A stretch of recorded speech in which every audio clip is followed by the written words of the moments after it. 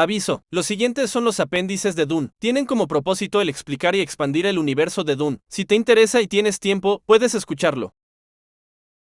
Apéndice IM. La ecología de Dune dentro de un espacio finito y una vez superado el punto crítico, la libertad disminuye a medida que se incrementa el número. Esto es válido tanto para los hombres en el espacio finito de un ecosistema planetario como para las moléculas de gas en una redoma sellada. La cuestión para los seres humanos no es saber cuántos podrán sobrevivir dentro del sistema, sino qué tipo de existencia tendrán los que sobrevivirán.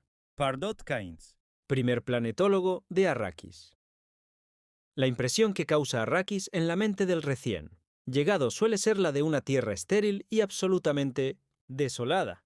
El extranjero piensa de inmediato que en ese lugar nada puede crecer o sobrevivir al aire libre, que es realmente una tierra yerma que nunca ha conocido la fertilidad y nunca la conocerá. Para Pardot Kynes, el planeta no era más que una expresión de la energía, una máquina que funcionaba gracias al sol. Solo necesitaba ser reestructurada de modo que respondiera a las necesidades de los seres humanos. Lo primero que le llamó la atención fueron los nómadas que habitaban el planeta, los Fremen. ¡Qué desafío! ¿Y qué herramienta podían llegar a ser? Los Fremen, una fuerza ecológica y geológica de un potencial casi ilimitado. Pardot Kynes era un hombre simple y directo en muchos sentidos. ¿Qué hacer para escapar de las restricciones? Harkonnen, sin problema. Casarse con una mujer Fremen. Y, cuando dé a luz a un hijo, se puede empezar con él, Liet Kynes, y con el resto de los niños a enseñar las bases de la ecología y crear así un nuevo lenguaje con símbolos que preparen la mente para manipular todo un paisaje, su clima, sus límites estacionales y finalmente superen todos los conceptos de fuerza para alcanzar una clara conciencia de la idea de orden. Existe una armonía interior de movimiento y equilibrio en todos los planetas adaptados al hombre, decía Kynes. Uno puede ver en esta armonía un efecto dinámico, estabilizador esencial a todas las formas de vida. Su función es simple, crear y mantener esquemas coordinados más y más diversificados. Es la propia vida la que aumenta la capacidad de un sistema cerrado para sustentar la vida. La azotrinto, vida, toda vida, se halla al servicio de la propia vida. Los alimentos necesarios para la vida son creados por la vida, cada vez en mayor abundancia a medida que se incrementa la diversificación de esa vida. Todo el paisaje cobra vida. Tienen lugar relaciones, y relaciones dentro de esas relaciones. Así era Pardot Kynes cuando enseñaba en las clases de las cavernas del Sietch. Pero antes de poder dar esas lecciones, tuvo que convencer a los Fremen. Para comprender cómo fue posible, hay que tener claro la increíble tenacidad y simpleza con la que afrontaba los problemas. No era ingenuo, tan solo evitaba cualquier tipo de distracción. Un tórrido atardecer en el que exploraba el territorio de Minumusontoshinti. Arrakis a bordo de un vehículo monoplaza fue testigo de una escena deplorable. 6 mercenarios Harkonnen, provistos de escudos y armados hasta los dientes, habían sorprendido a 3 jóvenes Fremen en la extensión que había más allá de la muralla escudo, cerca del poblado Saco del Viento. Kynes creyó que se trataba más bien de un enfrentamiento sin la menor trascendencia, hasta que se dio cuenta de que los Harkonnen pretendían matar a los Fremen. Uno de los jóvenes había caído y tenía una arteria seccionada y 2 de los mercenarios ya estaban fuera de combate, pero aún había 4 hombres armados frente a 2 jóvenes imberbes. Kynes no era valeroso, pero sí resuelto y precavido. Los Harkonnen estaban matando Fremen, estaban destruyendo las herramientas con las que pretendía remodelar el planeta.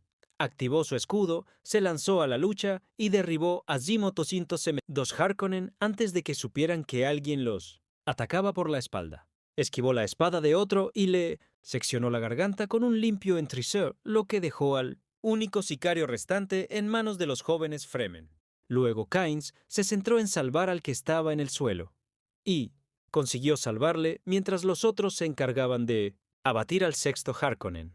Entonces fue cuando se complicaron las cosas. Los Fremen no sabían qué hacer con Kynes, sabían quién era. Claro, Nadie llegaba a Arrakis sin que un informe completo, relativo a su persona, llegara a los baluartes Fremen. Lo conocían, era un servidor imperial, pero había matado Harkonnen. Si hubiesen sido adultos, se hubieran limitado a encogerse de hombros mientras enviaban su sombra a reunirse con las de los 6 hombres muertos en el terreno. Pero esos Fremen eran jóvenes inexpertos y solo sabían que tenían una deuda vital con aquel servidor imperial.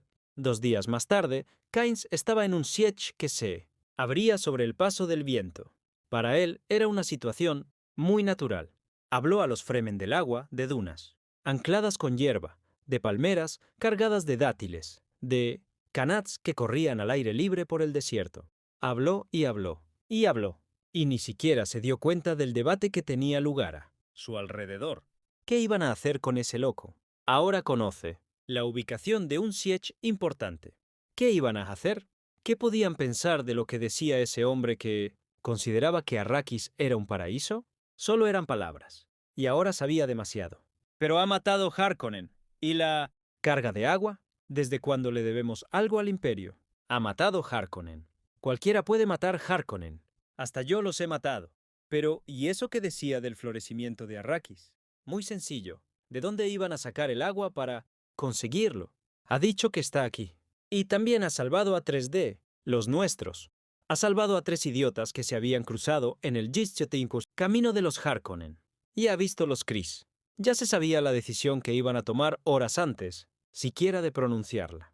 El Tau de un siege dice a sus miembros lo que deben hacer, incluso las necesidades más brutales. Se envió a un guerrero experto con un cuchillo consagrado para realizar la tarea.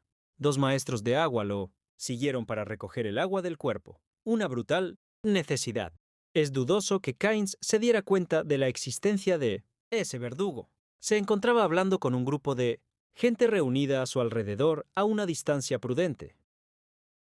Caminaba mientras hablaba, trazaba círculos y gesticulaba. Agua al aire libre, decía Kynes. Caminar a cielo abierto sin destiltrajes. Agua para bañarse en estanques al aire libre. Portigals. El hombre del cuchillo se colocó frente a él. «Apártate», dijo Kynes, que siguió hablando de trampas, de viento ocultas. Rozó al hombre al pasar junto a él. La espalda de Kynes se ofreció inerme al golpe ritual. Nunca se sabrá lo que pasó en ese momento por la mente del ejecutor. Quizá terminó por hacer caso a las palabras de Kynes y creyó en ellas. ¿Quién sabe? Pero todos saben lo que hizo porque ha quedado dicho. Su nombre era Uliet, el viejo Liet. Uliet avanzó 3 pasos y cayó deliberadamente sobre su cuchillo para eliminarse a sí mismo. ¿Suicidio? Algunos dicen que obró guiado por Shai-Hulud. Sería un presagio. Desde ese momento, Kynes solo tenía que señalar y decir, «Id allí». Y tribus enteras de Fremen hacían caso. Morían hombres, morían mujeres y morían niños. Pero lo hacían. Kynes volvió a sus tareas imperiales, a dirigir las estaciones biológicas experimentales. Y los Fremen empezaron a formar parte del personal de las estaciones. Los Fremen se miraron entre ellos. Se dieron cuenta de que se estaban infiltrando en el sistema, una posibilidad que nunca habían llegado a considerar. Empezaron a aparecer algunos instrumentos de las estaciones en las cavernas de 1905. Los siege, especialmente cortadores a rayos que se usaban para ampliar las depresiones subterráneas y cavar trampas de viento ocultas. El agua comenzó a recolectarse en esas depresiones. Y los Fremen llegaron a la conclusión de que Kynes no estaba tan loco, solo lo suficiente como para convertirlo en un santo. Pertenecía al Umma, la hermandad de los profetas. La sombra de Uliet se elevó a los Sadus, la multitud de los jueces divinos. Kynes, el Kynes, directo y obsesionado, sabía que una investigación muy organizada no podría producir nada nuevo. Así que creó pequeñas unidades de experimentación, con un intercambio de datos regular a fin de alcanzar rápidamente el efecto Tansley, pero cada grupo seguía su propio camino. Así se acumularon millones de pequeños datos. Kynes se limitó a organizar algunos experimentos aislados y escasamente coordinados a fin de que cada grupo pudiera evaluar el alcance efectivo de sus dificultades. Se extrajeron muestras de los estratos profundos por todo el Bled. Se fueron creando mapas detallados de las largas corrientes de tiempo llamadas climas. Se descubrió que en la inmensa franja delimitada entre los 70 grados de latitud norte y sur, durante miles de años las temperaturas nunca habían salido de la franja entre los 254 y los 332 grados absolutos, y que en esta franja existían largas estaciones de germinación en las que las temperaturas medias se establecían entre los 284 a 302 grados absolutos. Un auténtico paraíso para la vida terrestre, una vez resuelto el problema del agua. ¿Y cuándo íbamos a resolverlo?, preguntaron los Fremen. ¿Cuándo veremos Arrakis transformado en un paraíso? Kynes les respondió del mismo modo que un maestro respondía a un niño que le había preguntado cuánto eran 2 más 2. Dentro de 300 a 500 años, un pueblo inferior hubiera gritado su desesperación, pero los Fremen habían aprendido la paciencia a golpes de látigo. Les pareció un plazo más largo de lo que esperaban, pero todos estaban convencidos de que llegaría ese día bendito. Se apretaron más sus fajines y volvieron al trabajo. De alguna manera, la decepción había hecho que la posibilidad de un paraíso fuera mucho más real. El problema de Arrakis no era el agua, sino la humedad. Los animales domésticos eran casi desconocidos, el ganado poco habitual. Algunos contrabandistas usaban un asno del desierto domesticado, el culón, pero su precio en agua era elevado, incluso si se conseguía hacer que llevase una versión modificada de destiltraje. Kynes pensó en instalar plantas reductoras que sintetizaran agua del hidrógeno y oxígeno presentes en las rocas nativas, pero el coste de energía era demasiado alto. Los casquetes polares, que daban a los peons una falsa impresión de seguridad sobre su riqueza en agua, contenían demasiada poca para su proyecto, y Kynes ya sospechaba dónde se encontraba de verdad el agua. Había un aumento notable de la humedad a altitudes medias y en ciertos vientos, también un indicio de fundamental importancia en la composición del aire, un 23% de oxígeno, un 75,4% de nitrógeno y un 0,023% de dióxido de carbono. Y el resto estaba formado por trazas de otros gases. Había un tallo subterráneo nativo y poco frecuente que crecía por encima de los 2.500 metros en las zonas templadas del norte.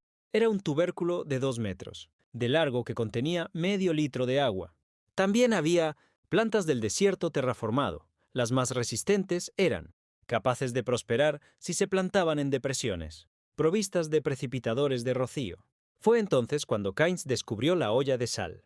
Mientras volaba entre 2 estaciones alejadas en el Bled, una tormenta desvió su tóptero.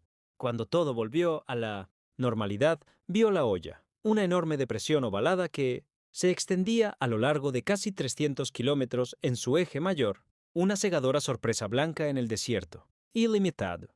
Kynes tomó tierra y probó la lisa superficie que la tormenta había dejado al descubierto. Sal ahora estaba seguro. El agua había fluido por Arrakis. En el pasado, comenzó a examinar de nuevo los restos de los pozos secos por los que había corrido el agua para desaparecer por siempre. Jamás. Kynes puso a trabajar de inmediato a sus nuevos limnólogos Fremen recién adiestrados. Su pista principal era una especie de fragmentos de una materia parecida al cuero que se encontraba a menudo en una masa de especia, después de una explosión. En las leyendas, Fremen se decía que eran de una imaginaria trucha de arena.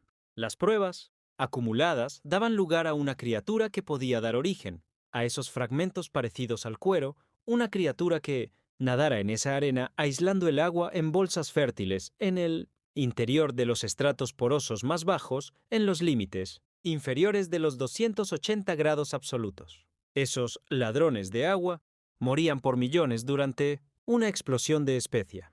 Una variación de temperatura de más de 5 grados bastaba para matarlos. Los pocos supervivientes entraban entonces en una quiste hibernación, semidurmiente, para resurgir 6 años más tarde como pequeños, alrededor de 3 metros de largo, gusanos de minumusentosmiento, arena.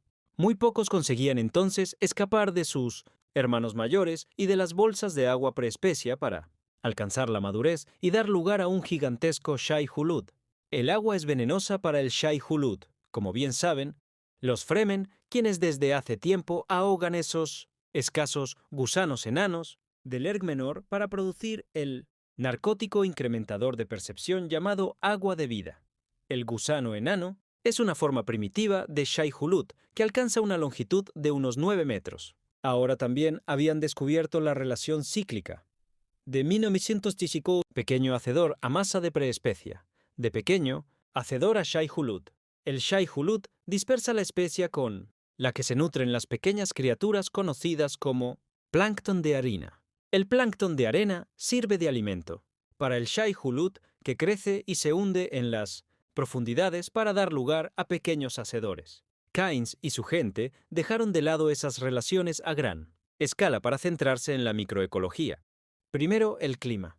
La superficie de la arena alcanzaba a menudo temperaturas de 344 a 350 grados absolutos. A 30 centímetros de profundidad, la temperatura podía ser inferior en 55 grados. A 30 centímetros por encima podía ser inferior en 1925 grados. Hojas o una sombra densa podían proporcionar un descenso adicional de otros 18. Luego, los nutrientes. Las arenas de Arrakis son, principalmente, el producto de la digestión de los gusanos. El polvo, el problema omnipresente, se produce debido al roce constante de la superficie, por la saltación de la arena. Los granos más gruesos se encuentran en los lados de las dunas que no sufren el azote del viento. Las dunas antiguas son amarillas por la oxidación, mientras que las dunas jóvenes tienen el color de las rocas, generalmente gris. Los lados de las viejas dunas que no quedan expuestos al viento fueron los primeros en sembrarse. Los Fremen comenzaron con una hierba mutante adaptada a los terrenos áridos y pobres que producía fibras entrelazadas parecidas a turba, con el fin de fijar las dunas y privar al viento de su mejor arma, los granos móviles. Se desarrollaron zonas de adaptación de este tipo en el Eichontishintosh, lejano sur, lejos de los observadores Harkonnen. La hierba mutante se plantó inicialmente en las pendientes, no expuestas al viento de las dunas que se encontraban en la ruta de los vientos dominantes del oeste. Una vez anclada, esa cara, la otra cara de la duna, crecía más y más en altura, y la hierba se iba desplazando hacia dicha cara. Sieves, gigantes, largas dunas con crestas sinuosas de más de 1.500 metros de altura se crearon de esa forma.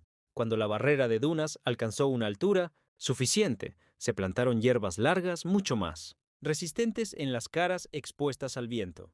Se anclaron o fijaron, y estructuras con una base 6 veces más larga que su altura.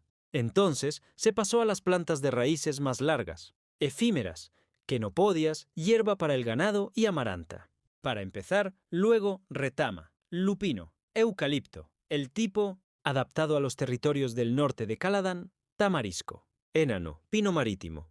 Y luego las verdaderas plantas del desierto, cactus candelabro, saguaro y biznaga, el cactus. Barril, donde podían crecer, también introdujeron salvia, hierba pluma del gobi, alfalfa, verbena de arena, prímula, arbustos de incienso, árbol de humo, arbusto creosota. Después dedicaron su atención a la necesaria vida animal, criaturas excavadoras que horadaban el suelo para airearlo. Zorro enano, ratón canguro, liebre del desierto, tortuga de arena, y los depredadores para mantener el equilibrio, halcón del desierto, búho enano, águila y lechuza del desierto, e insectos para llenar los nichos que estos no podían alcanzar, escorpiones, ciempiés, arañas, avispas y moscas. Y finalmente el murciélago del desierto para vigilarlos. Luego pasaron a la prueba crucial. Palmeras datileras, algodón, melones, café, plantas medicinales, más de 200 tipos de plantas comestibles que probar y adaptar. Lo que no entiende de un ecosistema, aquel que no está versado en ecología, decía Kynes, es que se trata de un sistema. Un sistema. Un sistema mantiene una cierta estabilidad fluida que puede ser destruida con un simple paso en falso en un solo nicho ecológico, un sistema. Obedece a un orden y está armonizado de uno a otro. Extremo. Si algo falla en el flujo, todo el orden se viene abajo. Una persona no adiestrada puede no darse cuenta de ese colapso hasta que sea demasiado tarde. Por eso, la función más importante de la ecología es la comprensión de las consecuencias. ¿Habían conseguido edificar un sistema? Keynes y su gente esperaron y esperaron. Los Fremen comprendían ahora por qué había previsto 500 años de paciencia.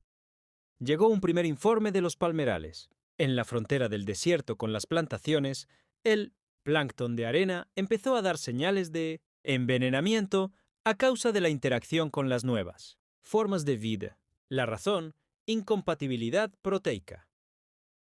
En el Inomison Toxicori lugar había empezado a formarse agua envenenada que la vida de Arrakis no iba a aceptar. Las plantaciones estaban rodeadas por una zona desolada, un lugar en el que ni siquiera se aventuraban los Shai Hulud. Keynes visitó personalmente los palmerales, un viaje de 20 martilladores en un palanquín como un herido o una reverenda madre, porque no era un caballero de la arena. Inspeccionó la zona desolada, cuyo hedor ascendía al cielo, y volvió con una prima, un regalo de Arrakis. La adición de sulfuro y fijación de nitrógeno convirtió la zona desolada en un terreno rico para la vida terraformada. Las plantaciones podrían extenderse a voluntad. ¿Disminuirá eso la espera? Preguntaron los Fremen. Keynes volvió a sus fórmulas planetarias. Los resultados de los programas de trampas de viento ya eran bastante seguros. Había concedido márgenes de tiempo generosos sabiendas de que era imposible delimitar con exactitud los problemas ecológicos. Debía reservarse una cierta cantidad de plantas para el anclaje de dunas, otra para alimentación de hombres y animales, otra para capturar la humedad en los sistemas de raíces y encaminar el agua a las regiones secas de los alrededores. En esa época, las zonas frías del Bled ya se habían delimitado y cartografiado. También se habían tenido en cuenta para las fórmulas. Incluso los Shai Hulud tenían su lugar en los gráficos. No cabía la posibilidad de destruirlos, porque eso también acabaría con la especie. Pero la gigantesca fábrica, que era su aparato digestivo, con sus enormes concentraciones de aldehídos y ácidos, también era una gigantesca fuente de oxígeno. Un gusano, de tamaño medio, unos 200 metros de largo, descargaba en la atmósfera tanta cantidad de oxígeno como la fotosíntesis de 10 kilómetros cuadrados de vegetación. También había que tener en cuenta a la cofradía, la tasa de especia que se entregaba a la cofradía para que ningún satélite meteorológico o cualquier otro tipo de aparato de observación se reinstalara en el cielo de Arrakis había alcanzado enormes proporciones. Tampoco se podía ignorar a los Fremen, especialmente los Fremen con sus trampas de viento y sus territorios irregulares organizados alrededor de sus abastecimientos de agua. Los Fremen con su nueva cultura ecológica y su sueño de transformar cíclicamente grandes zonas de Arrakis, primero en praderas, luego en bosques. Keynes obtuvo un resultado de los gráficos y lo comunicó. El 3%. Si conseguían obtener que el 3% de las plantas verdes de Arrakis contribuyeran a la formación de compuestos de carbono, alcanzarían un ciclo autosuficiente. ¿Pero en cuánto tiempo?, preguntaron los Fremen. Claro, eso. Pues en unos 350 años. Así que era cierto lo que aquel Umma había dicho al principio. El cambio no tendría lugar durante el período de 1900 vida de ninguno de ellos, ni tampoco durante el de sus descendientes a lo largo de 8 generaciones. Pero ocurriría. El trabajo continuó, edificando, plantando, excavando, adiestrando a los niños. Keynes el Umma murió en el derrumbe de la depresión de 1950. Yeso.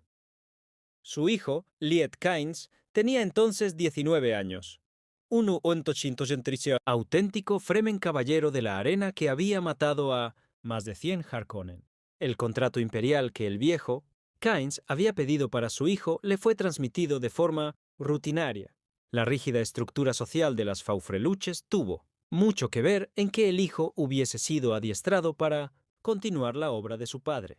El camino ya estaba trazado, y los ecólogos Fremen solo tenían que seguirlo. Liet Kynes solo tenía que limitarse a observarlos y no perder de vista a los Harkonnen hasta el 1800, día en que el planeta se vio aquejado por un héroe.